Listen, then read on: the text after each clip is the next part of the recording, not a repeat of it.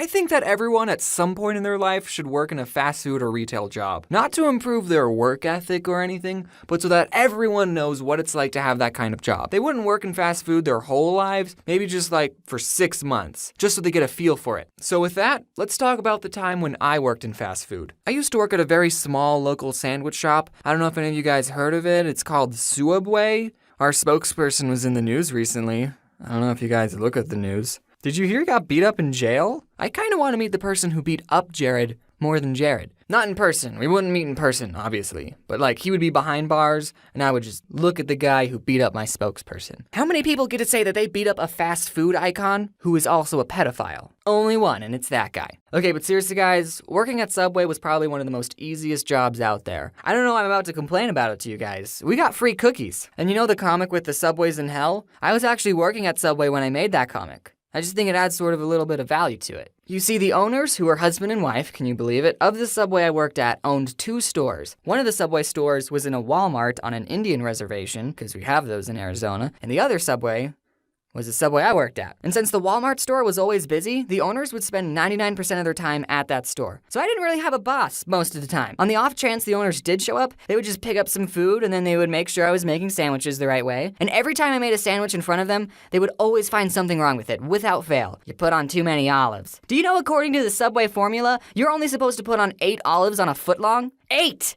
One for every other bite. That's just ridiculous. Can you imagine someone just counting out 8 olives? Nobody does that. I usually worked the closing shift, and at the end of the night, we would turn the alarm and we have 60 seconds to get out of the store. But one time I had the opening shift, so I unlocked the door to get in with my key, and the alarm went beep, beep, meaning I had 60 seconds to turn it off. No big deal, right? I've turned the alarm on all the time when I was closing. So I go to the little control panel and I type in the code and nothing happens. The beeping is still there and the clock is still ticking down. So I go, okay, I'm going to press each button very carefully. I'm going to make sure each button makes a beep when I press it.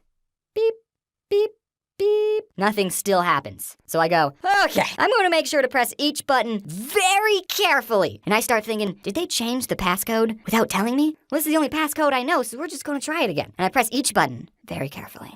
Beep, beep, beep. And it goes quiet.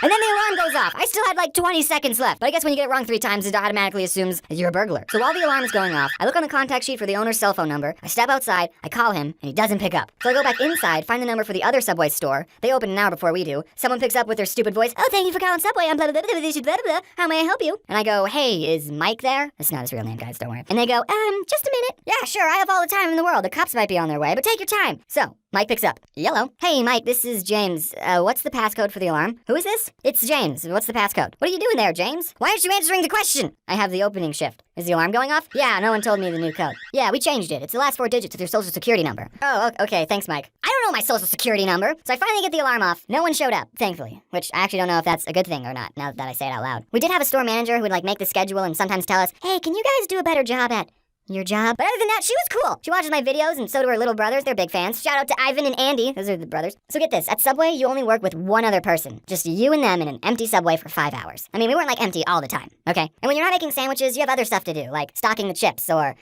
we had stuff to do. But okay, we did watch a lot of Netflix and do homework, so I mean, that other person you worked with would make or break your entire shift. It wasn't the annoying customers. I kind of got used to annoying customers. So I worked with a lot of crappy people. And I also worked with a lot of people who I would probably never become friends with except in a work setting. You see, you gotta understand the type of people who got jobs at Subway. Potheads. Most of them are potheads. And some of them are really cool. I'm just gonna go over a couple of the characters that I worked with. There was Tyler. I freaking love this guy. He smoked a lot of weed. He actually taught me what vaping was, and he got me into Clash of Clans. I actually mentioned him and his girlfriend in my riddles video. I don't know if I ever told him that. And of course, I have to mention Corey. He was cool. We watched How to Get Away with Murder on Netflix, and I've also hung out with him outside of work. What him and Tyler had in common is that they would actually do their job, which you gotta appreciate. Then there was this guy, and get this, who was also named Jared, and he was fat. I know, right? He's like Jared, but before. He loved marble, and that's like the only thing he would talk about. I can say these things. He doesn't watch my videos. There was Sarah. She was cool. She made me a bread bowl. And her boyfriend, Jay. He talked about chakras and third eyes. He was interesting. And also, there's Anthony. He's cool. What's up, Anthony? For the 100,000 sprinkles video, I actually went back to Subway to use their scale because I knew they had one. And we counted 500 sprinkles again just to be more accurate for the 100,000. And Anthony helped me count instead of working. I mean, at least he got paid minimum wage for it. So 2 more stories before I go. One time, Jared asked me to take out this pile of trash, and I was like, oh, okay, I'll just put this pile of trash in the dumpster. And as I was taking it out, I saw that there was a chip poster in the pile. And I thought, this is too cool to throw away. I'm going to keep it. So I took it home with me. And then the next day when I went in, people were saying, oh, where's the chip poster? We can't find the chip poster. We haven't seen it anywhere. And I'm thinking, I have the poster. I decided not to tell anyone that I had the poster, and it's still hanging up in my room. Sorry, boss, if you're finding out about this now. Okay, and then the other story, I was working with a manager and we were just making sandwiches like usual. And I noticed that when we toasted a sandwich, it would burn the paper a little on the edges. That probably shouldn't be happening. So then a customer asks for just bacon toasted. And the boss lady puts some bacon on paper and then puts it in the toaster. And we don't have a setting for just bacon. So then when she opens the toaster, there was a fire on the bacon. So then she starts to whack it with the little metal tray thing, but all she ended up doing was fanning the flames, making the fire bigger. You got this, right? Then I went in the back and I got the fire extinguisher and I actually used it. I single-handedly saved that Subway. Wait, what have I done? Is it okay if the bacon's a little crispy and has nitrogen and carbon dioxide stuff on it? Wow, I didn't even mention a single bad customer experience. Well, I don't want the video to be too long. I should make a part 2. I'm gonna make a part 2 and it's just gonna be stories about annoying customers that I had to deal with. And if anyone I used to work with is watching and I didn't mention you, it's because I hate you.